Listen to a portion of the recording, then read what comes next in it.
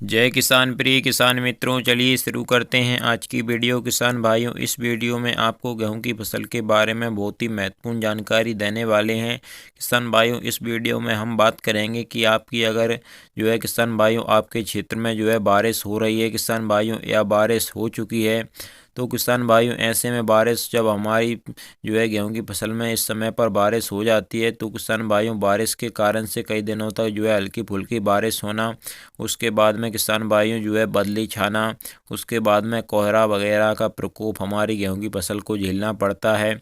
इसके कारण से किसान भाइयों हमारी गेहूं की फसल में स्ट्रेस पैदा हो जाता है, उसमें फफूंदजनक रोगों का प्रभाव देखने को मिलने लगता है। किसान भाइयों हमारी गेहूं की फसल में हमारी गेहूं की फसल की जो पीलियां पत्ती पड़ने लगती हैं किसान भाइयों, और आप ध्यान से देखेंगे तो हमारी गेहूं की फसल की जो पत्तियां हैं वह उसकी ऊपर से किसान भाइयों थोड़ी थोड़ी सूखने लगती हैं।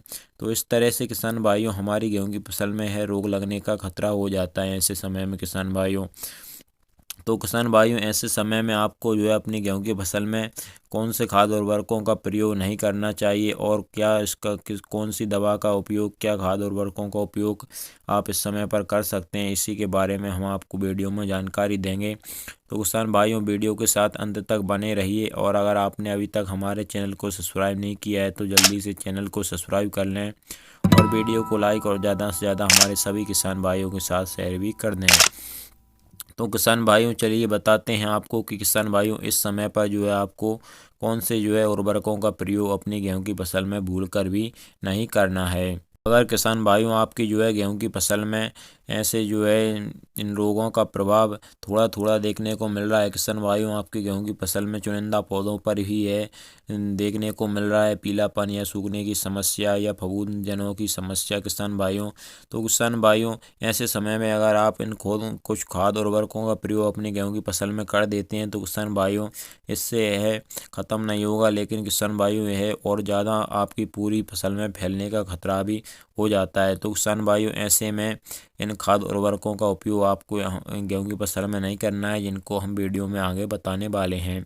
तो किसान भाइयों आपको बता दें कि आपको कौन से खाद उर्वरकों का प्रयोग इस समय पर अपनी गेहूं की फसल में नहीं करना है। तो किसान भाइयों पहला है ग्रोथ प्रमोटर। किसान भाइयों भूल कर भी आपको ऐसे समय में किसी भी ग्रोथ प्रमोटर का उपयोग अपनी गेहूं की फसल में नहीं करना है, जैसे सागरिका, बायोवीटा और तरह के कई प्रकार के जो ग्रोथ प्रमोटर पोषक आते हैं किसान भाइयों, उसका उपयोग इस समय पर अपनी गेहूं की फसल में भूल कर भी नहीं करना है आपको। पहला पॉइंट तो यह हो गया किसान भाइयों, हमारी पहली चीज़ यह हो गई कि इसका प्रयोग आपको अपनी गेहूं की फसल में नहीं करना है। और दूसरा किसान भाइयों है यूरिया। किसान भाइयों यूरिया जिसमें नाइट्रोजन पाई जाती है, और भी किसान भाइयों बहुत सारे जो हमारे उर्वरक होते हैं उनमें नाइट्रोजन पाया जाता है। तो किसान भाइयों उन सभी नाइट्रोजन उपयुक्त उर्वरकों का उपयोग भी इस समय पर अपनी गेहूं की फसल में भूलकर आपको नहीं करना है किसान भाइयों।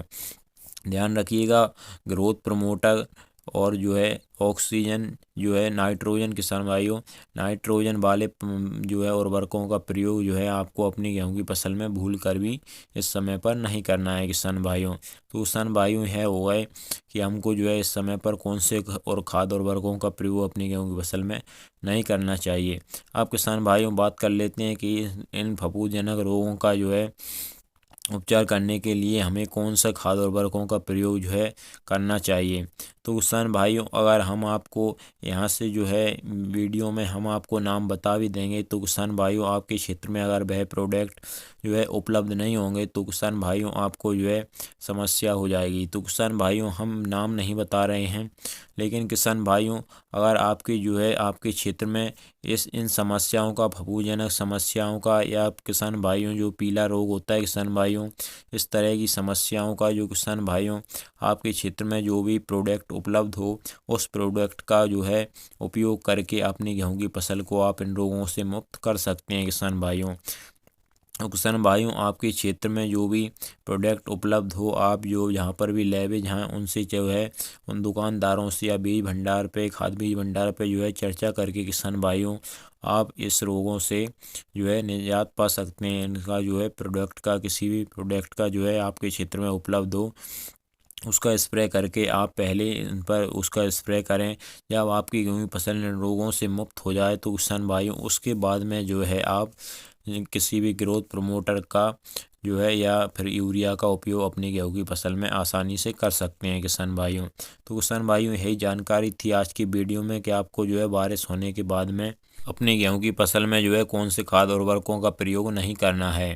तो किसान भाइयों अगर आपको और कोई भी जानकारी प्राप्त करनी हो तो किसान भाइयों आप नीचे कमेंट सेक्शन में बता सकते हैं, हम बहुत ही जल्द उनके जवाब आप तक पहुंचा देंगे।